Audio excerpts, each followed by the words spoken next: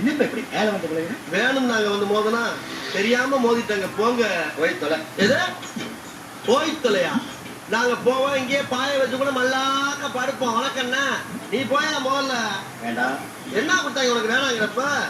மோசமான ஆள். நாங்க ரொம்ப கேவலமான ஆளு. கேவலமான ஆள்னா எந்த லெவலுக்கு இறங்கி அடிமட்ட வரைக்கும் போய் அலசுவோம்.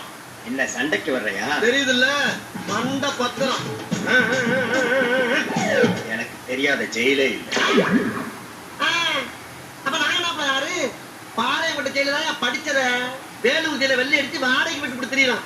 பல ஆண்டுகளா மதுரை ஜெயில மைதானம் வச்சு மல்யுத்தம் நடத்தின பரம்பராங்க. அது போக தமிழ்நாட்டில் இருக்க சப்ஜெக்ட்ல பூரா என் சப்ஜெக்ட் தாங்க பாடமா எடுத்து நடத்துறாங்க. போவையா கட்டிட்டு போறத வந்து கலவரம் பண்ணிக்கிட்டு இருக்க. எங்களுக்கு ரவுடிகளை தெரியுண்டா.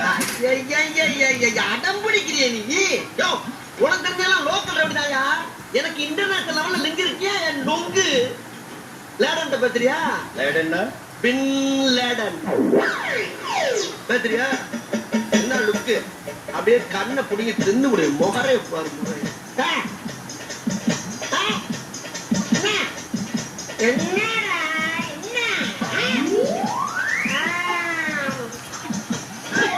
நாங்கெல்லாம் ராவான ரவுடி. வந்தாப்புல குடிச்சு நாங்க நாங்கன்னு சொல்லிட்டு இருக்கிறையே, நீங்க எத்தனை பேரா இருக்கீங்க?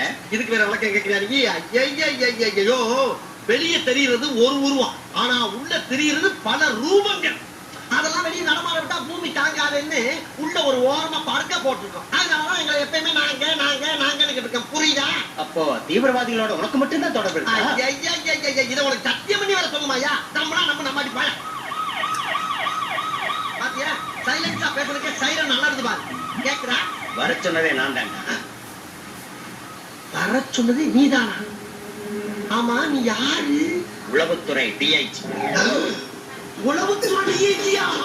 ஐயா, இத முதல்ல நீங்க சொல்லக்கூடாதா சாமி?